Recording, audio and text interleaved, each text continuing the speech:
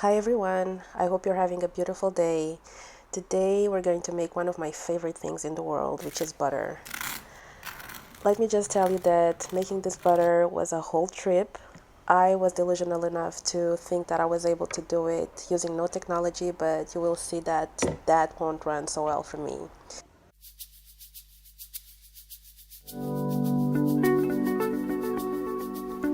What you're seeing here is me shaking a container that has 500 ml of double cream, and inside this container I also dropped a teaspoon, and the goal is that the teaspoon is going to help shake the double cream to transform the cream into butter.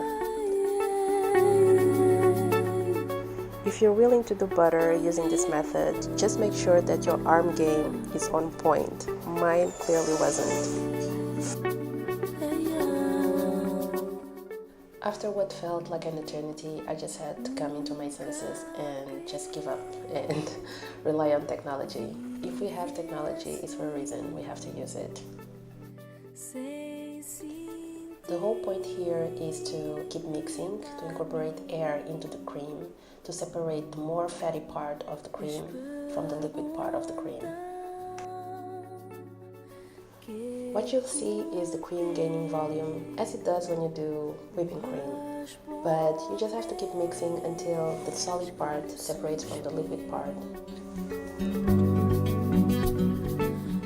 You will also see that the color will turn from pale tone to yellow, and that's part of the separation process as well.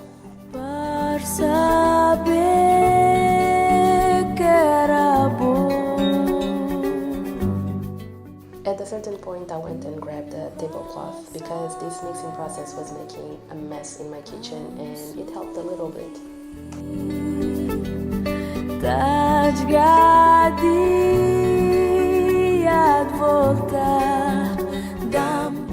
At this point I grabbed the container and the strainer just to make the separation between the butter and the buttermilk. So the liquid part is the buttermilk and the solid part is the butter.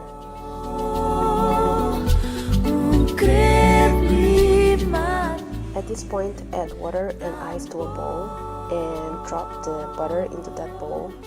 And the whole point here is to squeeze the buttermilk out of the butter, because the buttermilk expires sooner than the butter, so it's important to squeeze everything out. And the reason why we use a bowl with ice is that the butter won't melt in case you just do it with your bare hands. So the cold water is to keep the butter from melting. Keep squeezing until the butter looks soft and no buttermilk is coming out of it. Until it looks like this.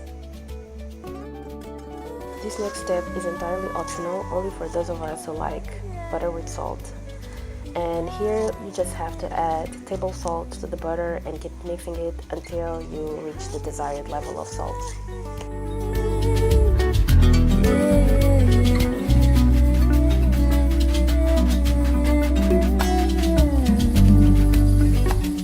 Then transfer it to your chosen container, and all you have to do now is to enjoy this wonderful butter. By the way, I wouldn't recommend keeping this butter for longer than a week, but what you do in your house is your business, not mine. I hope you enjoyed this video. Comment below if you decide to do the butter as well. Tell me how it came up, if you used the manual method or the electric method. Until next time, have a wonderful time. Bye!